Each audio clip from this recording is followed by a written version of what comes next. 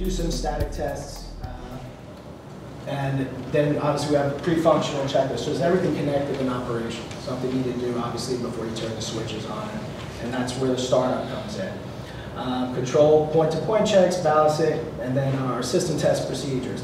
So we want to start testing this site under load. So we have the load banks on the data center floor, connected to the PDUs, running it at full load, taking a look at how the cooling is handling that load. And then finally the integrated systems test, which is to basically test the interfaces among the infrastructure systems. It's completed after functional testing, and we'll do this in regular mode and in emergency mode. Basically pull the plug, simulate a utility outage, and see how the site fares. This is an excellent opportunity for us to perform some benchmarking. So basically, during the functional testing of the equipment, we're going to measure the efficiency of the UPS at part load. Part load efficiency is very important to us because in an M+1 or a 2N UPS, you're never at full load, so you want to get highly efficient part load UPS system, something we verify. Also, something that we're looking at here is our PUE at those various loads. So just to get an understanding, because we also have meters at the crack units, we'll have meters at the mains, and we'll know specifically what the consumption is of the supporting load versus that of the IT load. And that's a benchmark for us to look at when we actually hit those loads under customer IT requirements, that how do we fare against our original benchmarks. Turn over to operations. So we don't want our operations team to feel that they're being handed over a site they had nothing to do with in the design. So we bring them early on. They're subject matter experts. We expect and appreciate their input. And we find because we do this, we create a sense of pride, a sense of ownership for the operations teams for each of these facilities. We confirm that all the work has been accurately captured on the as-built drawings and reviewed by the ops team. Like I said, include them in the pre-design, construction, and commissioning is imperative. Confirmation list has been, confirmed equipment list has been populated, warranty information, owner training on all equipment, maintenance procedures, and operating procedures. I'll tell you now, you can put me on a $100,000 chopper, and me and that chopper will be on the ground before we get to the end of the driveway. It's not the machine's problem, it's the operator's issue. So we train these guys, okay, and then we record a lot of that training in case we have new people in that facility later on. We test them, and then we continually drill them. Okay, so not only on the standalone equipment, but also on the sequence of operations, on how the site works as a whole.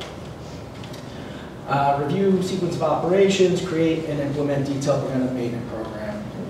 To not stress the importance of that. And I just added some of the 2011 completed training of our ops team, and you'll see CNET, OMI, OSHA, and then all the various equipment vendor training that we've had from Liebherr, Caddy, Cummins, Stoltz, Eaton, Marley, etc.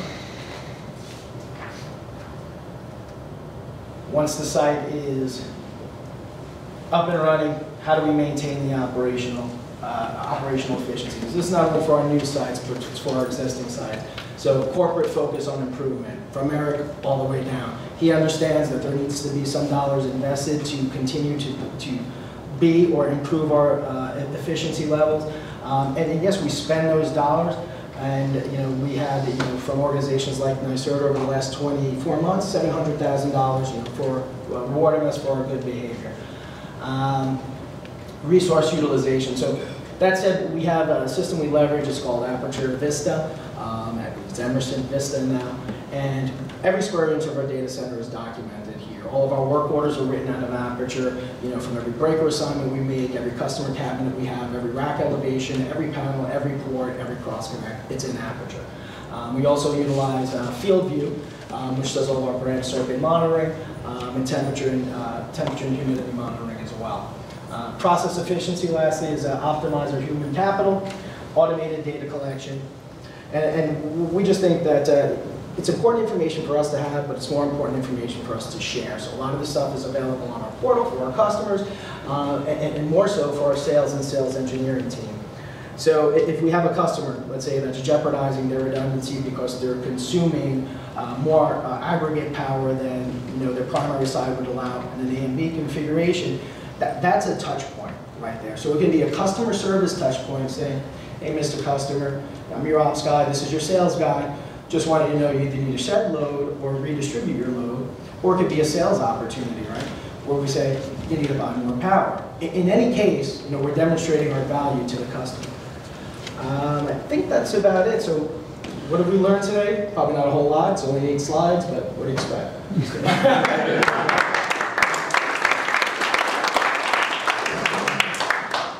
Thank you, Mike. Nice job. And as I always ask for Mike to do it quicker and with less budget, so he is correct. So hopefully what you did take away is, whether you're building a 100,000 square foot facility with multiple megawatts, or you're building a smaller interconnection facility, from site selection on up through operationalizing the environment, that you really need to have a process and a detailed design process to go forward with. So that is what Mike and team and within Telx that we've taken forward. But now moving to what happens inside the data centers, we think about the value to customers from interconnection and data center environments, particularly as that changes. I'm going to call Chris Eldredge to talk a little bit about that piece, and then he'll be followed by Darryl Brown, who'll talk about what we're seeing happen with our customer environments as they're moving to hybrid clouds and deploying them inside our facilities. So Chris Eldredge, who is our VP of Product Management and Service Provider Business. Wow, 2 pretty tough acts to follow between Terry and Mike. Thanks, Eric. What I'm going to talk about today is what are some of the business drivers for interconnection.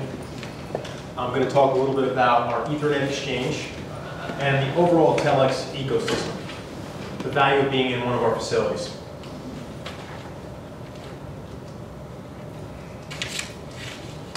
So what's driving interconnection?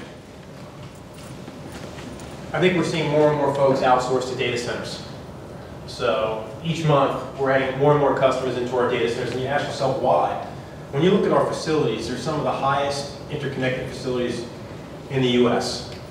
We have 950 unique networks that sit within our data center. So you have choices of local networks, whether it's a metro provider like a Verizon, international networks, application service providers, ISPs.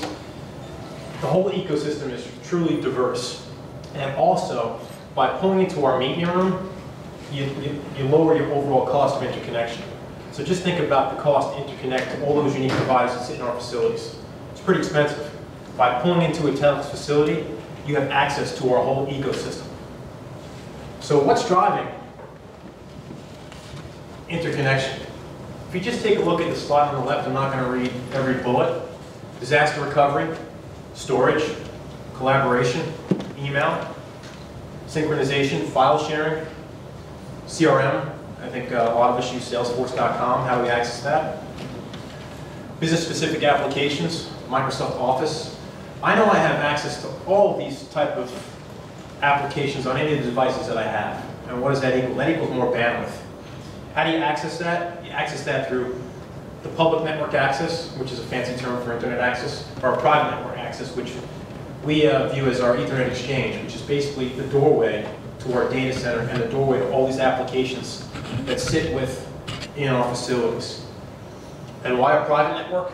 Obviously, if it's mission critical information, it's secure. Security is a major issue. You don't want somebody tapping your data if you have, backup stuff stored on a server in one of our facilities and it's critical information. You want to make sure that you're accessing that as securely as possible.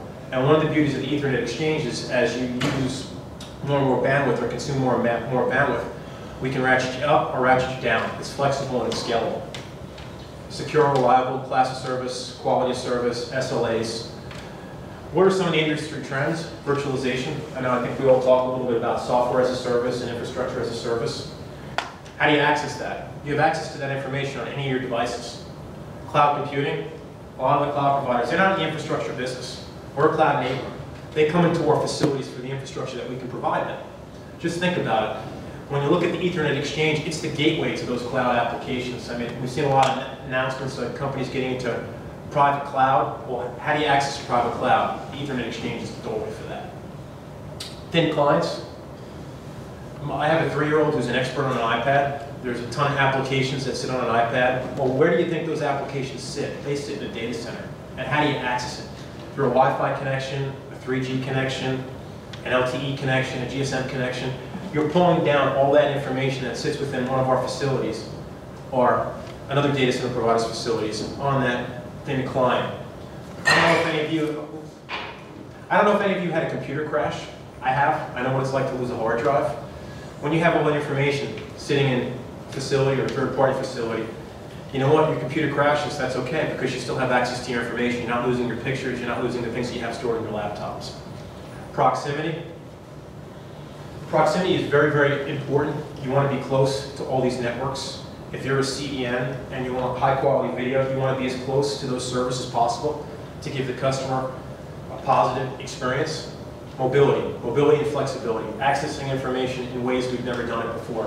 Whether it's somebody else's laptop, an iPad, an iPhone, a BlackBerry, this is all driving bandwidth. And if you look at the amount of bandwidth that we're consuming now, it's projected to quadruple in the next 3 years. So we're consuming more and using more on a daily basis, which is all good for interconnection, because the more bandwidth we use, that leads to the more cross connects, exchange ports, and all the stuff that we do from a business perspective.